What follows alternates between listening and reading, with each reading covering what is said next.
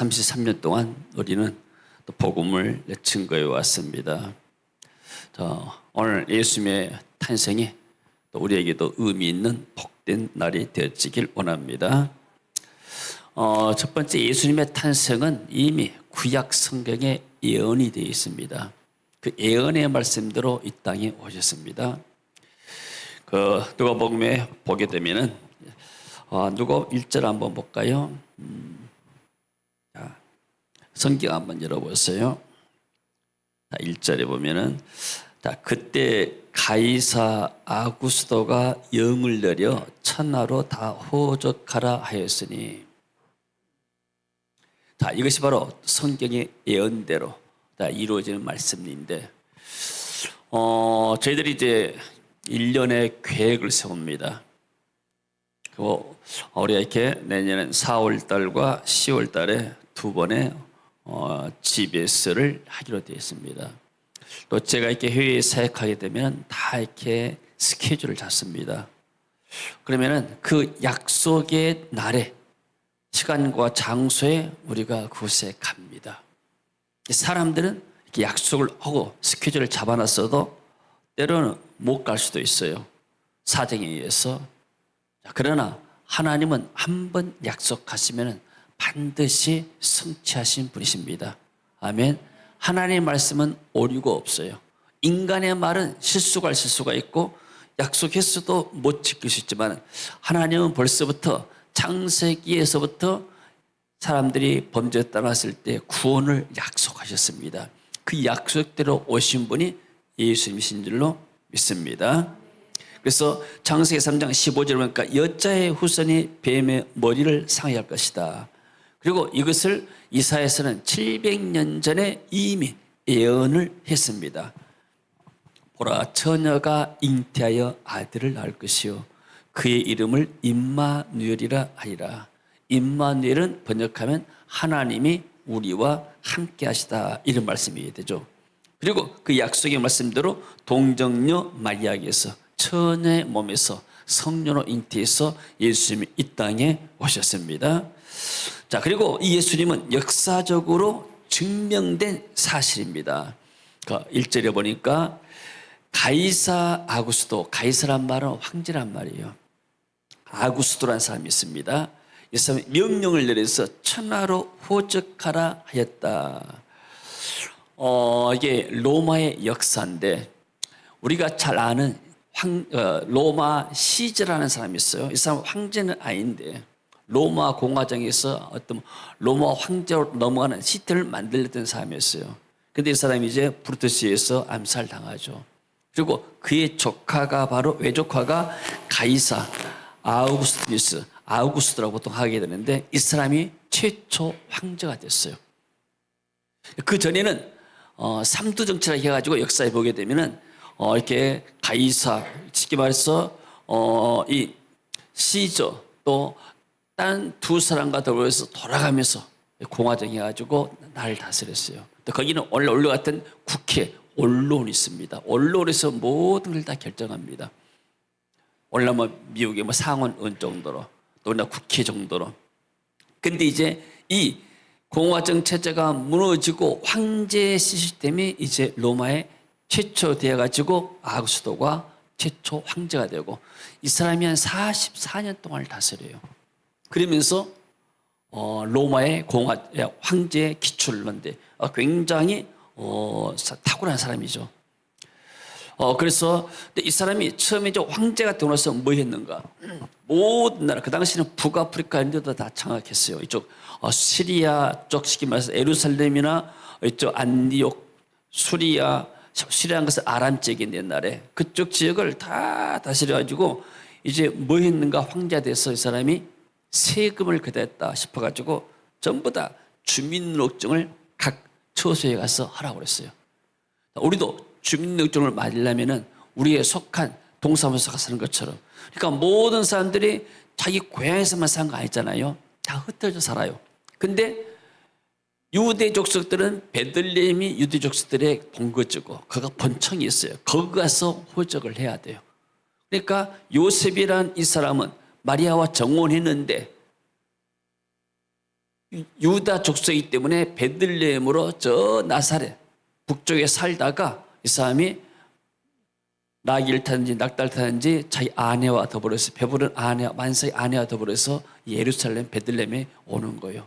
베들레헴 오니까 그 당시에 갑자기 이런 명령이 내리니까 이게 역사적으로 구레네가 시리아 총독됐을 때 이것은 역사적인 사실입니다.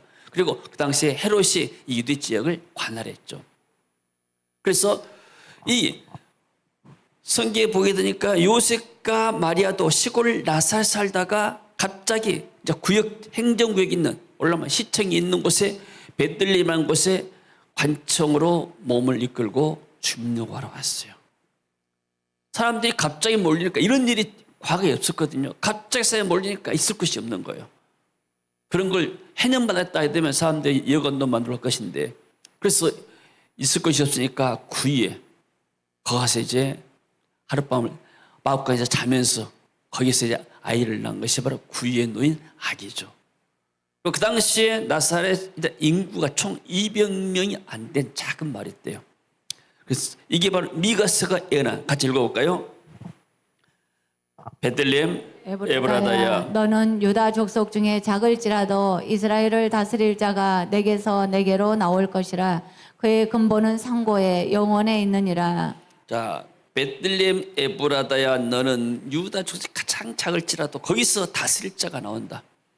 그러니까 이 베들레헴에서 지금 예수 그리스도가 탄생한 것이 어떤 면에서 성경에 그대로 예언이 됐는데 하나님이 로마 황제를 통해서 호적하라 해가지고 명령을 받는데 명령관들이 이렇게 각 모든 도시마다 마을마다 명령 내리니까 다 호적하고 그래서 로마 황제는 사람들로 하여금 그 주민등록증에 속한 사람들이 해서 인두세라고 받아요. 한 사람당 얼마씩 세금을 받는 거예요.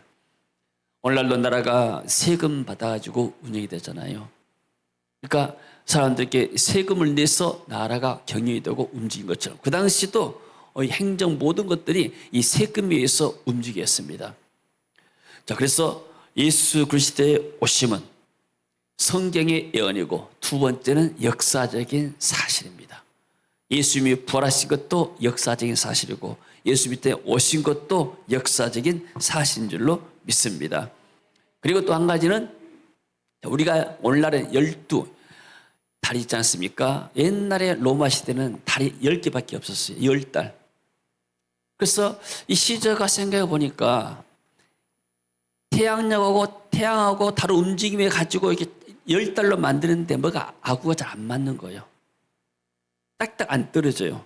그래 이집트를 가니까 이집트 사람들은 뭘 쓰는가? 태양력을 써요. 양력을 쓰는 거예요. 태양의 주기에 따라서 달력 만들어가지고 12를 만들어낸 거예요. 그래서 그것을 도입을 해가지고 12달 이제 만들었어요. 그러면 옛날에는 이제 쉽게 말해서 1월 달부터 10월 달까지 있었는데 이제 11월, 12월이 붙여야 되니까 달이 좀 이렇게 옮겨져야 돼요. 그래서 12달 만들었는데 보통은 이제 첫 번째 달, 두 번째 달 했는데 그 가운데 어떤 게 있냐면은 줄라이가 있고 오거스트, 줄라이는 7월이고 오거스트는 8월이잖아요. 줄라이는 줄리우스 시저 이름에서 나왔어요. 이 사람이 태어난 날이 BC 100년 7월 12일이라 해가지고 이 사람이 7월 달에 태어났기 때문에 우리가 줄라이, 줄리우스를 갖다가 붙여가지고 줄라이 7월이라고 하는 거예요. 자, 신기하죠? 그리고 그의 조카, 이 사람이 이제 최초 황제 오거스트가 됐잖아요. 그래서 이 사람이 죽은 날이 8월 달에 죽었어요. 너무나 훌륭한 분이기 때문에 이 사람이 이리 왔다가 따가지고 8월 오거스트, 어째 가이사 아구스트로 왔다가 오거스트 이렇게 해가지고 7월, 8월이 됐습니다. 근데 이 두 사람이 너무나 이렇게 위대한 거예요. 그래서 7월 달과 8월 달은 31일까지 있어요. 그래서 신기하잖아요. 우리가 한 번 더 생각하면 왜 7월 달도 31일이고 8월 달도 31일이고 두 사람이 너무나 똑같아가지고 너무나 훌륭해서 우위를 가리키기 때문에 두 사람이 이름이 들어간 달은 특별하게 하루씩 더해서 31일로 하자 이렇게 해가지고 달을 이렇게 맞추는 거다 그래요. 자, 할렐루야. 참 신기한 일이죠. 쉽게 말해서 이 말씀은 예수 그리스도님이 로마의 역사 가운데서 세계 역사 가운데서 태어난 것이 역사적인 사실한 것이죠. 그것이 하나님이 이런 세상의 관원들을 통해서 세상의 그런 왕들을 통해서 치자를 통해서도 하나님이 이런 하나님의 말씀을 이루어 가신 줄로 믿습니다. 아멘. 할렐루야. 그래서 기독교 복음이 들어와가지고 나중에 이 복음을 사도 바울 중심에서 로마까지 복음이 증거됐습니다. 근데 로마의 황제들이 이제 10명이 10대 황제들이 한 300년 동안을 기독교를 핍박했어요. 그간데 우리가 아는 대로 네로라는 황제였잖아요. 이 사람 아주 악랄한 폭군이었습니다. 그래서 기독교인들을 많이 죽이는데 심지어 어디 로마에서 불이 나니까 기독교인들한테 누명을 썼습니다. 이 화재는 기독교인들이 치는 것이다 해가지고 기독교인들을 화형을 시켰어요. 그렇게 악랄한 왕입니다. 그러니까 사람들이 어디로 들어가는가? 이제 굴 속에 들어가요. 카타콤이라고 하잖아요. 굴을 파가지고 그 속에서 300년 동안이 이 복음이 지속된 거예요. 그러다가 310년 로마의 콘스탄틴 황제가 기독교를 국교로 공인했어요. 그래서 로마의 복음화가 되고 이 로마의 복음이 유럽으로 들어가고 그래서 유럽의 지역 영국 들어가고 그 복음이 다시 또 미국으로 들어오고 미국에서 1900년도 2000년대 많은 선교사들을 이 아시아에 파송하고 이런 나라 파송한 가운데서 우리나라가 130년 3년 전에 복음을 받았어요. 그리고 이 100년이 지나고 나니까 한국이 그렇게 교회가 성장해가지고 지금 세계 선교의 앞장을 서고 있잖아요. 이게 하나님의 역사인 줄로 믿습니다. 할렐루야. 그것에 힘입어가지고 우리 세계민교회도 하나님 은혜를 받아서 우리가 받은 은혜를 우리도 나누자 해가지고 우리 집에서 통해서 여러 나라 사역자들을 좀 훈련시키는 그런 과정이 있습니다. 할렐루야. 아멘. 그래서 우리는 나라를 위해서도 기도해야 할 줄로 믿습니다. 지금 이렇게 우리나라가 너무나 지금 이렇게 어떤 면에서는 그 위기에 와 있습니다. 여러분이 잘 아다시피 지금 나라의 정치체도 좀 위기가 오고 이것은 이스라엘 민족이 애굽에서 400년 살 때는 정말로 애굽의 폭정에 시달리면서 노예하면서 겨우 밥만 먹고 살았습니다. 그러다가 홍해를 건너서 광야에서 40년을 살았어요. 40년 살 때 뭐 있는가? 날마다 머리밭에서 사람 죽은 이렇게 장례식만 한 거예요. 거기서 하나님이 이스라엘 장정들 20 이상을 다 죽였습니다. 머리 땅에다 묻어놓고 나서 새로운 새들이 키워가지고 가나안 땅에 들어간 거예요. 가나안 땅에 여호수아를 통해서 들어갔는데 가나안 땅에 들어가서 정말 이 사람들이 용감하게 그리스도 이름으로 예수 그리스도 이름으로 정복해 나갔습니다. 그래서 그 땅에 한 500년 동안 가나안 땅에서 평안하게 살았어요. 평안하게 산 건 문제가 아니고 너무나 모든 것들이 풍성하니까 종으로 살다가 자기 집이 있고 땅이 있고 또 이렇게 농사하고 나면 저장해서 먹고 살려니까 너무나 살만합니다. 그 사람들이 뭐 했는가? 하나님을 떠났어요. 물질이 많으니까 하나님을 떠나가지고 먹고 마시고 즐기고 그리고 그것만 하면 좋은데 사람들이 우상에 빠지는 거예요.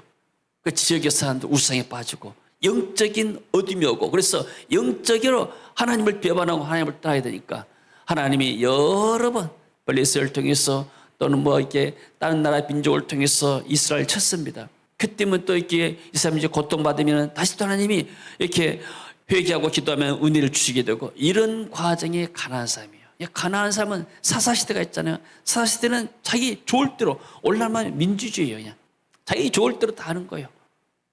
그러다 보니까 나라가 어수선하고 나서 결국에는 이스라엘 민족이 70년 동안 바벨론에서 포로 생활했잖아요. 나라 없는 슬럼을 당했잖아요. 자, 우리 지금 한국이 옛날에 일본에 36년 동안 압박을 받았잖아요.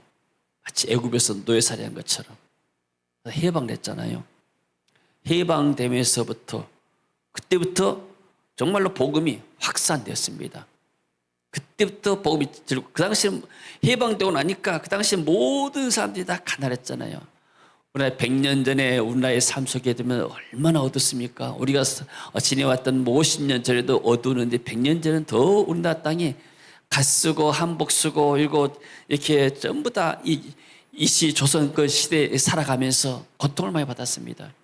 삶이 풀리지가 않고 근데 해방됨과 동시에 우리나라가 뭐가 돌았는가?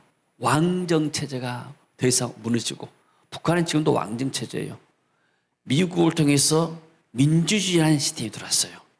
자유롭게 양만 상념이 없고 누구나 자유롭게 경쟁해서 이겨서 이렇게 자기 자산을 갖고 사유재산을 가지고 간다.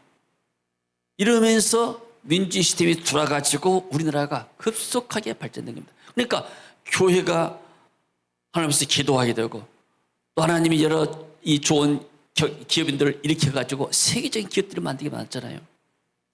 많은 사람들이 대기업을 이렇게 욕을 하고 막 그러잖아요.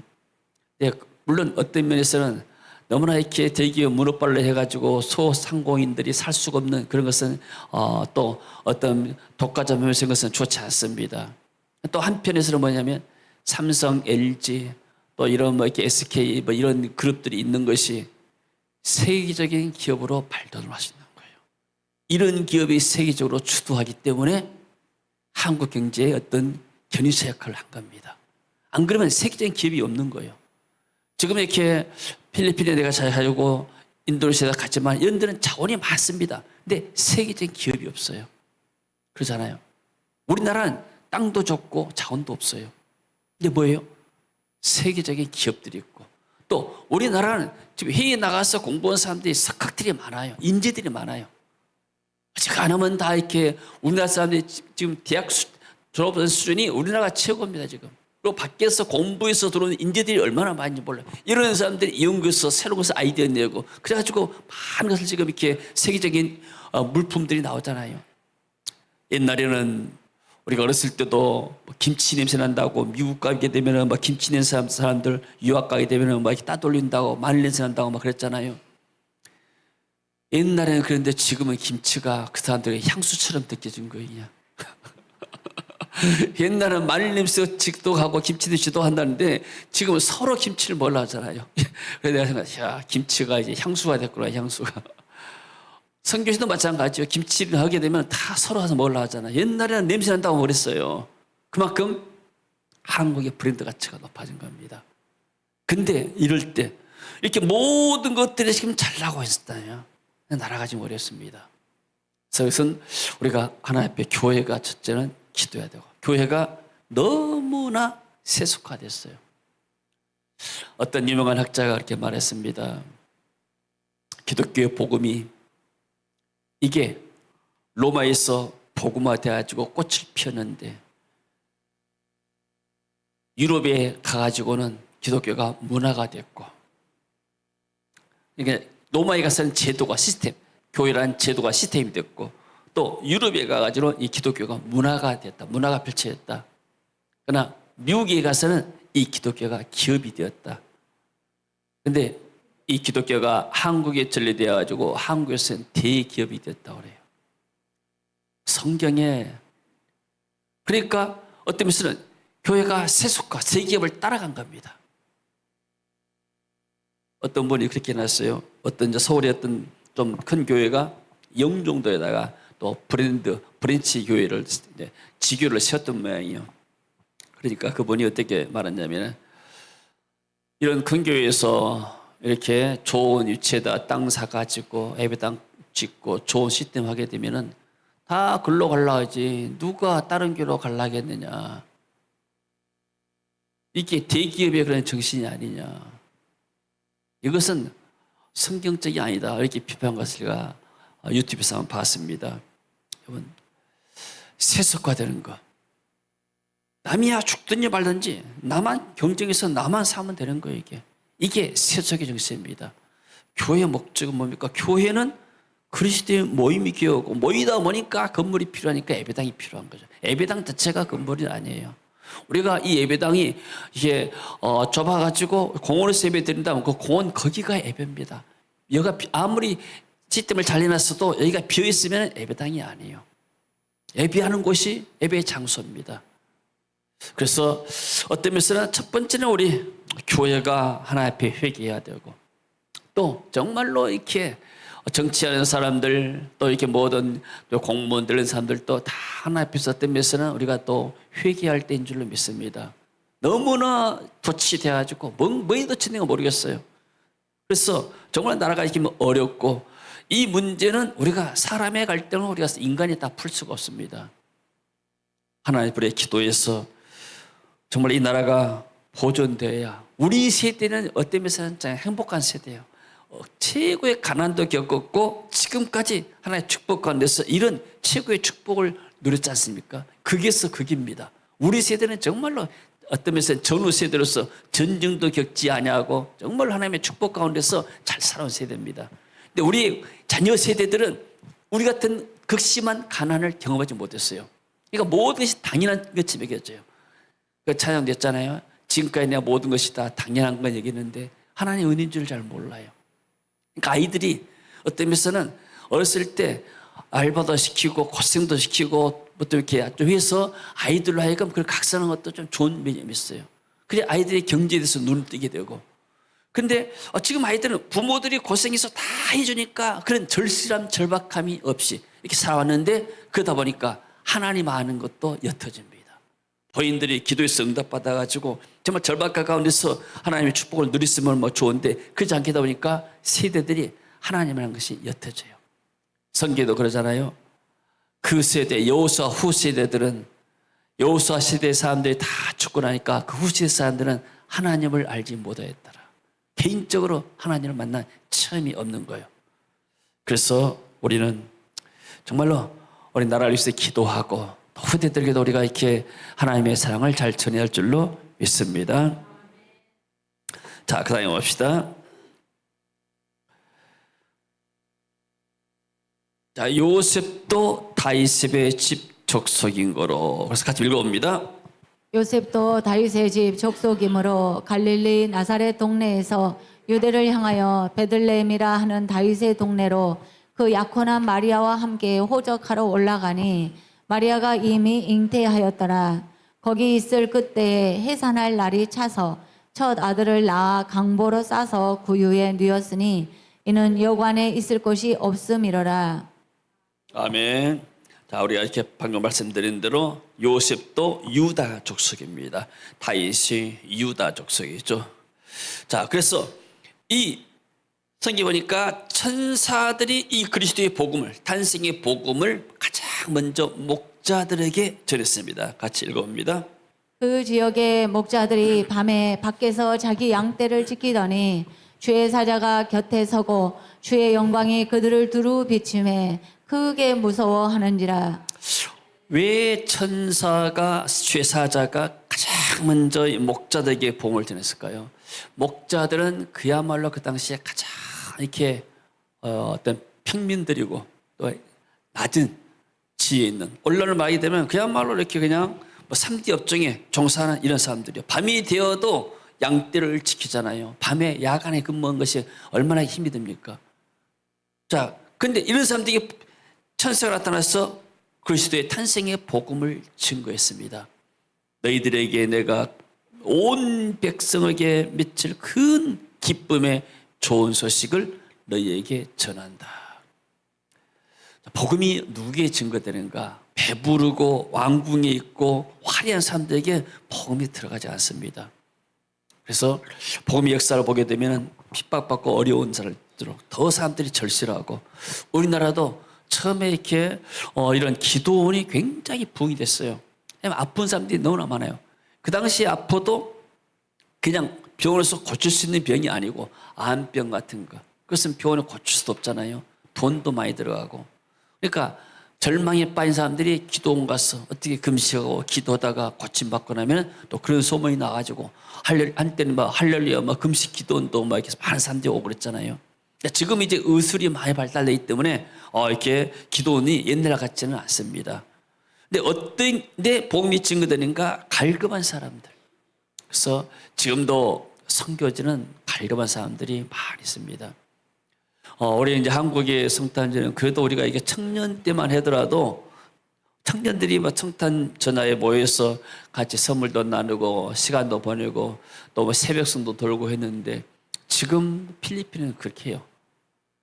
그리고 저녁마다 파티를 하고 그래서 예수님이 오신 것을 너무나 기뻐하고 잔치처럼 즐기고 그런 것을 볼 수가 있습니다.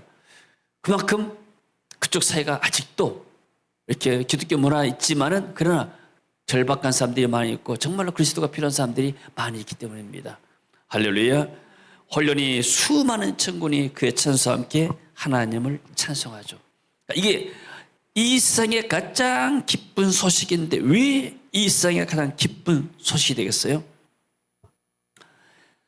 인간이 풀 수 없는 근본적인 문제를 예수님이 푼 줄로 믿습니다. 인간의 가장 큰 문제가 뭐예요? 죄 문제를 해결할 수가 없어요. 이 죄를 어디서 해결하겠습니까? 사람이 인간의 문제 살다 보면 여러 가지 문제가 생기는데 문제는 뭐 사람들을 통해서도 해결되고 돈으로도 해결되지만은 죄 문제는 해결되지 않습니다. 세상에서 그러잖아요. 죄를 짓고 나게 되면은 이렇게 큰 죄를 짓고 나면은 그 죄는 돈 가지고 막을 수가 없는 거예요. 반드시 죄값을 치러야 되는 것이죠. 근데 인간이 하나님을 떠난 죄는 하나님 외에는 이 문제를 풀 수가 없어서 바로 이 죄 문제 해결을 하니까 그로 말미암는 저주와 재앙과 죽음과 심판 모든 문제가 다 해결되어 버렸습니다. 할렐루야. 같이 읽습니다. 그감에 행하던 백성이 큰 빛을 보고 사망의 그늘진 땅에 거주하던 자에게 빛이 비치도다. 지금도 북한은 복음이 없는 나라가 됐습니다. 한때는 평양이 동방의 예루살렘이 해가지고 그래서 부흥운동이라고 그랬잖아요. 1907년도에 보니까 벌써 100년 전, 120년 전에 그래서 큰 부흥이 일어났었습니다.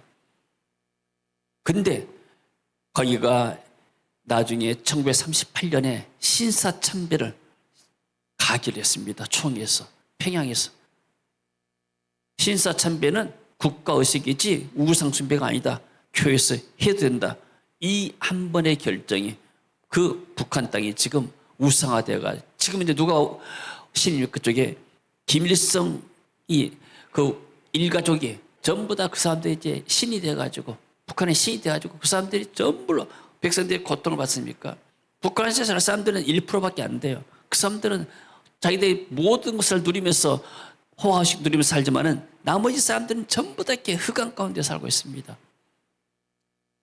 그래서 우리가 기도해야 할 줄로 믿습니다. 이런 백성들이 큰 빛을 보고 사망의 그늘진 땅에 거주한 자에게 빛이 비치도다. 여러분들 이렇게 그냥 하루 살아가면서 정말로 감사가 안 나옵니까? 저는 우리가 평범히 사는 것 같지만은 하루하루 사는 것이 너무나 이 자유가 이렇게 감사해요. 우리가 편안히 발 뻗고 잠을 잘 수 있다는 것이 얼마나 감사합니까? 우리가 편안히 와서 이렇게 예배 드리는 것이 얼마나 감사합니까? 같이 어디 가서 식당 가서 밥 먹고 싶으면 뭐 먹고 놀러 가고 싶으면 놀러 가고 이사 가고 싶으면 이사 가고 내가 또 말하고 싶은 대로 표현의 자유해서 해가면서 하고 싶은 말 다 하고 살고 이런 나라가 되겠습니까? 그런 나라가 우리는 이렇게 사니까 너무나 당연한 거 하지만은 이게 전부 다 복으로 맘잡는 자유가 우리에게 왔습니다. 할렐루야. 그래도 우리는 아직도 부족한 것이 많이 있기 때문에 좀 하나님 앞에 기도할 것이 많이 있지만은 그러나 이 우리의 문제는 죽을 때까지 끝나지가 않아요. 인간은 살아가면서 항상 문제 가운데 있습니다. 문제가 없으면은 어디가 문제가 없어요? 무덤에 가면 아무 문제가 없어요. 그러나 이 땅에 살아갈 때는 헤쳐나갈 문제가 있어요. 그것 때문에 우리가 믿음으로 싸우고 기도로 우리가 이겨내고 그러나 지금 하나님 우리의 주신 이 은혜 너무나 감사한 거예요. 할렐루야. 옛날에는 예배를 드리고 싶어서도 일본 사람들이 있게 되면 예배를 마음대로 못 드렸어요. 마음대로 못 드리고 와서 신사참배하라고 그러고 그리고 공산당이 있을 때는 6.25 때는 얼마나 많은 기독교인들이 죽었습니까? 그래서 지금 하나님이 우리나라를 최고로 축복하신 줄로 믿습니다. 세상의 소망에 살아있는 사람들에게 영원한 하늘의 소망을 준 큰 기쁜 소식입니다. 지금 이렇게 왕국에 있는 사람들에게 당신의 죽고 나면 영원한 천국이 있다면 사람들은 감이 안 와요. 별로 관심이 없습니다. 왜? 지금 천국보다 더 좋은 그 왕국에 살고 있기 때문에. 그러나 가난한 사람들에게 당신이 이걸 살지만은 그러나 여기서 예수 믿고 나면 당신 마음속에도 하나님이 임합니다. 당신 마음에도 하나님 나라가 임합니다. 그리고 당신이 이 땅에서 떠나고 난 나라는 영원한 하나님 나라가 당신을 기다리고 있습니다. 이런 사람들에게 참된 기쁨 소식이 된 줄로 믿습니다. 권력자들에게 압제당하고 살던 사람들에게 참 자유를 주는 소식이 바로 복음이죠. 복음이 들은 곳마다 종들이 자유 먹게 되고 권력자들이 그들이 겸손해지고 이런 역사들이 일어난 줄로 믿습니다.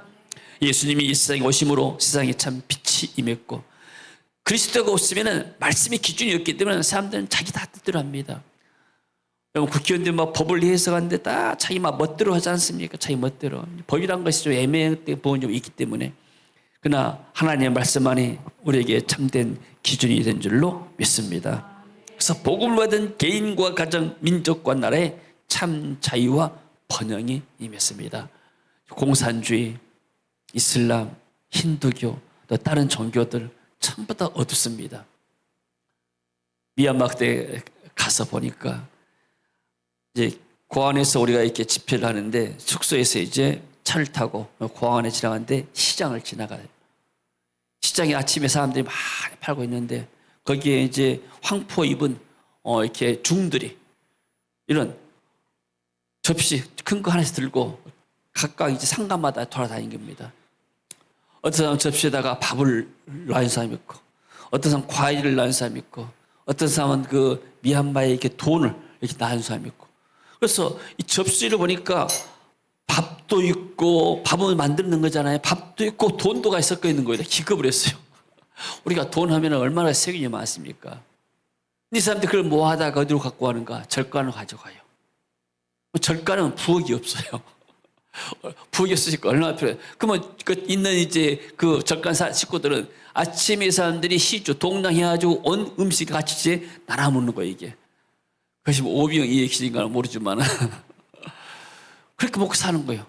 하루에 동량해 온 거 아침마다 그러면은 이 사람들이 다 이렇게 불침이 또 특심이 있기 때문에 오면은 다 좀 쉬어요. 이 사람들이 그럴 때 발 벗고, 발에 신발 벗고, 어때면서 이 사람들은 자기가 했던 돌을 닦는 생각하겠죠.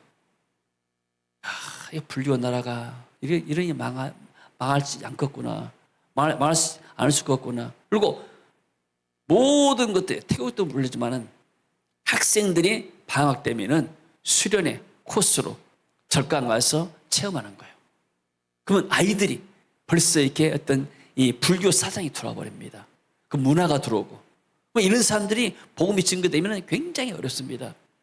우리가 2008년도 9년도에 처음으로 우리가 태국에 가서 16일 동안 2년 동안 했어요. 그 당시 5개국 나라 사람들이 왔습니다. 동시 통역기 가지고 와서 우리가 5나라 이상을 이렇게 통역을 했습니다. 근데 방글라데시, 인도네시아, 태국, 필리핀 이런 사람들이 와서 같이 또 했는데 제일로 뒤에 앉아있는 사람들이 태국 사람들이에요. 이런 말 해도 될지 모르지만 태국 사람들은 좀 안 좋게 생각할지 모르지만 다른 사람들 와서 열심히 막 기도해요. 근데 그쪽에서 태국 사람들은 제일 뒤에 앉아가지고 기도할 때 되면 통수기도 하면 눈 뜨고 이리 둘러봐요. 그러니까 완전 없어버려. 그냥 방관자로 차비 다 재주고 와서 이렇게 다 공짜로 다 먹여주고 뭐 하니까 사람들이. 그 당시에 우리가 16일 동안 비전학교를 하면서 그 선교사님한테 우리가 이렇게 1,000만 원인가를 우리가 지원했어요. 1,000만 원은 작은 돈 아니잖아요. 그 당시에. 벌써 20년 다 돼야 가는데. 근데 오는 사람들 차비 다 대주고 16일 동안 먹을거리가 다 대주고 공짜로 와서 절세점이 없더라고요. 근데 지금 생각해보니까 이 사람들 문화가 그래요. 문화가. 굉장히 젠틀하고 점잖고 하는데 복음에 대한 열정은 좀 부족했어요. 그래서 또 우리가 그쪽에서 한번 저 동부 쪽에서 참석한 사람들이 우리 쪽에서 한번 컨퍼런스 하려고 해가지고 한 군데 세고 또 두 번째 다른 데서 하려고 하는데 날짜 다 받았어요. 한 달 전인가 연락이 왔어요. 목사님, 그 기간 동안에 미국에서 어떤 단체에서 와가지고 호텔 잡아가지고 가면은 우리 차비 주고 다 먹을 거 공짜로 해준답니다. 그래서 우리가 그쪽으로 가려고 그러는데 혹시 그 목사 우리 GBS에서 이렇게 좀 경비를 좀 대주게 되면은 우리가 그쪽으로 안 갈 수가 있습니다. 이렇게 나와요. 그 당시에도 우리가 그쪽 지역만에서 또 처음에 초창기 때문에 우리가 한 200만 원 정도 우리가 지원하겠다. 그 정도는 했어요. 근데 뭐 차비 달라 뭐 달라 그래요. 선교사님이 이렇게 이 사람들이 이런단 말입니다 하면서 이렇게 연락이 왔어요. 선교사님 죄송하지만 그런 마인드의 사람들은 우리가 훈련시켜도 별 효과가 없네요. 그래서 그냥 그 컨퍼런스를 취소를 해버렸어요. 그 후로 이제 우리가 또 지역마다 이제 신학교 가서 좀 살겠는데, 물론 지역마다 다르고 사람 문화마다 다르지만은 무슨 말이냐면 사람의 갈급한 거, 마음이 가난한 사람들에게 복음의 말씀이 들어간 줄로 믿습니다. 어떤 갈급한 문제가 있었을 때 하나님께서 이렇게 그들에게 은혜를 준 줄로 믿습니다. 자, 결론입니다. 140년 전에 외국의 선교사들이 우리나라에 와서 이 큰 기쁨의 소식, 예수 그리스도의 복음을 전해주셨습니다. 어떤 사람들은 미국에 프린스턴 하게 되면은 오늘날 우리로 말하면 서울대학이고, 미국에서도 가장 으뜸가는 그런 프린스턴, 하버드, 예일 막 이렇게 막 손꼽은 대학입니다. 더구나 그런 크리스찬, 하버드도 원래 크리스찬 학교였어요. 크리스찬한테 설립했습니다. 그래서 프린스턴 하게 되면 굉장히 유명한 학교입니다. 거기에 졸업한 의사들은 거기서 개업하기 때문에 얼마나 돈을 많이 벌겠습니까? 목사들 얼마나 착각들이겠어요. 그 당시에 미국 교회는 굉장히 부흥한 때이기 때문에. 근데 이 사람들이 한국이라는 이름도 몰라요. 어디 있는지도 몰라요. 근데 이 사람들에게 복음을 증거하기 위해서 그 당시에 비행기도 없습니다. 배 타고 오다가 풍랑 만나가지고 죽을지도 모르잖아요. 근데 그 젊은이들이 헌신해가지고 한국에 왔습니다. 그 사람들이 지금도 호남신학교에 가게 되면은 선교사들 묘역이 있어요. 다 묘비가 있지만 그 차촌님 이야기 들으면 다 사연이 있어요. 어떤 사람은 와서 젊은 아내를 잃고, 어떤 사람은 자녀를 잃고 여기다 땅 묻었고, 그렇게 희생하고 고생하면서 이 땅에 복음을 증거해 준 거예요. 그러니까 광주 땅도 어떤 면에서는 많은 외국의 선교사들이 와가지고 이곳에 와서 뼈를 묻는 사람들이 많습니다. 할렐루야. 그런 희생 가운데서 이분이들이야말로 정말 성탄의 기쁜 소식, 예수의 복음을 전하기 위해서 이 땅에 오신 거예요. 자기들이 어떤 면에서는 그냥 미국 땅에서 목회하고 미국 땅에서 병원 차려서 의사하게 되면 얼마든지 평안한 삶을 살 수 있고 좋은 삶을 있지만 그것을 마다하고 이것이 왔단 말이에요. 그 당시에 우리나라는 어땠습니까? 지금은 우리나라 남방 원방 다 됐잖아요. 도로가 얼마나 좋습니까? 그 당시 와서는 말 타고 다녔잖아요. 에어컨이 됐고 히터가 됐겠습니까? 그런 열악한 환경권에 화장실이 제대로 된 것이 있겠어요? 옛날 우리 필리핀 선교 화장실 하면 저쪽 비서가에 가보니까 그야말로 뭐 화장 하나 쳐놓고 그 안에서 이렇게 화장실 일본 사람들이 저 있어야 되는데, 화장실은 그 나라의 문화다 가잖아요. 문화의 척도다 가잖아요. 지금은 우리나라 하면 최고의 수준인데, 그러나 100년 전에 이 땅은 그야말로 한복 입고 갓 쓰고 담배 때 길게 메고 담배 피던 그런 시절이었습니다. 그렇다 하게 되면은 복음을 받은 우리 한국교회도 마찬가지입니다. 우리가 해야 할 일은 무엇인가? 우리 만난 사람들에게 우리가 복음을 전할 줄 믿습니다. 지금 이렇게 인구 통계를 보니까 60세 이상이 한국에서 인구가 20%가 됐어요. 제일로 많습니다. 0세에서 10세까지, 10세까지는 4.5%예요. 가장 작아요. 10대에서 20대까지는 막 6, 7% 되고. 그러니까 갈수록 지금 인구수가 줄어드는 거예요. 자연 감소 쪽으로. 그러니까 지금 제일로 많은 데가 60대에서 70대가 제일 가장 많아요. 이상이 또. 그래서 우리가 이제 어떤 면에서는 곧 천국 갈 사람들에게 복음을 전할 때입니다. 우리가 세대가 다르기 때문에 젊은 세대들에게 나이 든 사람들이 복음 전하기 어렵지만은, 그러나 우리 친구들 만나고 주변 사람들 만나고 나면은 당신이 이제 살면 얼마나 살겠는가? 죽고 나면은 영원한 천국이 있고 지옥이 있어. 당신이 예수를 믿고 나면은 그 안에 성령이 들어가고 하나님 나라가 임하게 되고 당신이 천국 갈 수가 있어요. 영원한 생명을 얻게 돼요. 그러나 당신이 아무리 땅에서 복되게 살았다 하더라도 이 세상은 잠깐 순간이고 죽고 나면은 영원한 세계가 있습니다. 당신이 안 믿고 나면 영원한 형벌에 빠진 거예요. 이 땅에 살았던 것이 아무 의미가 없는 거예요. 그러니까 복음을 전할 줄로 믿습니다. 아멘. 교회를 부흥시키는 차원이 아니고 그냥 만난 사람이 그 사람이 우리 교회 나오고 안 나오고 상관없이 정말로 한 번씩 우리가 복음을 전하는 것이 우리의 마땅한 의무입니다. 우리가 또 복음 전해서 먼 나라 가서 이렇게 복음도 전하지만은 그러나 가까이 만난 사람들에게 입을 벌려서 우리가 복음을 증거한 것이 우리가 성탄의 기쁜 소식을 증거하는 사명인 줄로 믿습니다. 그래서 우리나라가 지금 번영한 것은 예수 그리스도의 복음 때문입니다.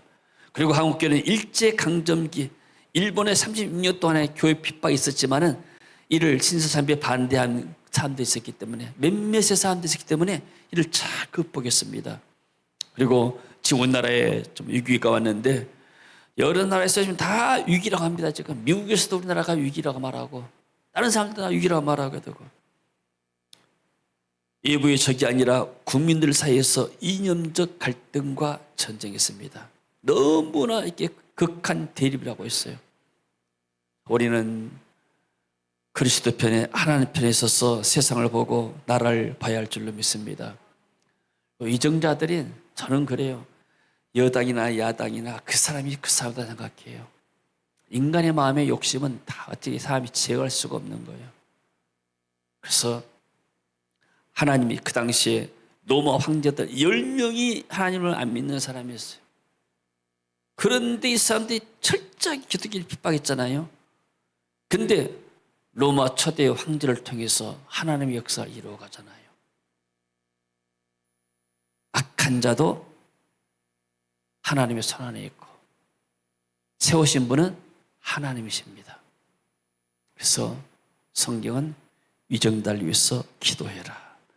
우리가 기도해야 위정자들이 헛된 마음을 안 품고 잘못된 길로 안 가고 우리가 위정자들 욕하면 뭐 하겠어요?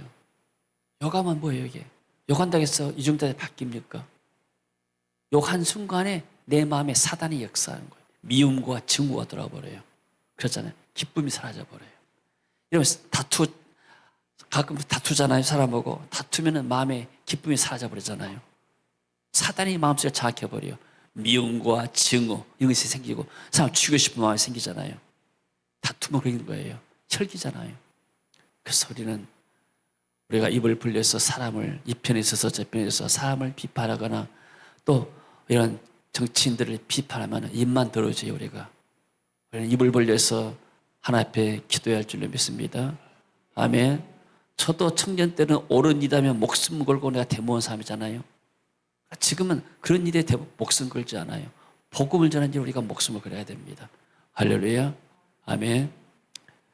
자, 그래서 우리는 이제 성탄을 맞이하면서 다시 한국이 세계 1등 국가로 발돋움할 수 있도록 기도해야 할 줄로 믿습니다. 이렇게 해외 나가야 되면 한국 차도 많이 보이고 특별히 공항 같은 데도 삼성 TV가 막 있고 LG TV가 이렇게 전광판에 많이 나오고 그런 거 보게 되면 굉장히 한국에서 자긍심을 느껴요. 어떤 데 나라 가게 되면 한국말로 안내가 다 써 있어요. 옛날에는 어림없는 일이잖아요. 그만큼 하나님이 이 한국 땅을 축복했습니다. 그리고 한국 여권 가지게 되면 세계 나라 대부분 나라 다 갈 수 있어요. 한국 여권이 지금 세계 두 번째, 세 번째 그 파워가 있는 거예요. 이게. 이렇게 좋은 나라, 이런 축복된 나라입니다. 우리가 이 나라 우리가 잘 보존하면서 잘 갖고 갈 줄로 믿습니다. 오직 성령께서 이 나라에 역사하도록 기도하는 그 성탄절이 되기를 축원합니다. 주님 은혜를 감사드립니다. 지금까지 지내온 것이 하나님의 크신 은혜입니다. 교회가 더 겸손해져서 온 땅에 그리스도의 성탄의 기쁨을 증거케 하시고 또 사랑하는 성도들도 남은 여생 오직 복음을 전하면 삶이 되게 하시고 세계 비전교회도 하나님 주시는 은혜 가운데서 또 집요 사역을 잘 감당해서 많은 해외 사역자들을 훈련시켜서 그들로 하여금 성탄의 기쁨을 온 세상 민족에 증거할 수 있도록 주여 역사하여 주옵소서. 연말 우리가 잘 정리해서 보내게 하시고 또 새 정말로 희망찬 새가 될 수 있도록 주여 축복하시고 정말 새해는 우리의 가정에 하나님의 큰 기쁨이 넘치고 우리 교회에 큰 기쁨이 넘치고 우리 나라에 큰 기쁨의 소식이 넘치도록 주여 은혜 베풀어 주옵소서. 교회를 틈타고 이 나라와 이 민족을 위기에 빠뜨리는 악한 영들 결박하여 주시고 또 북한의 공산 정권을 결박하시고 저 악한 영들을 꺾으시고 이 나라 국방과 치안과 사회 모든 경제 부분들 주께서 천군 천사를 통해 지키시고 역사하여 주시옵소서. 예수님 이름으로 기도합니다. 아멘. 자,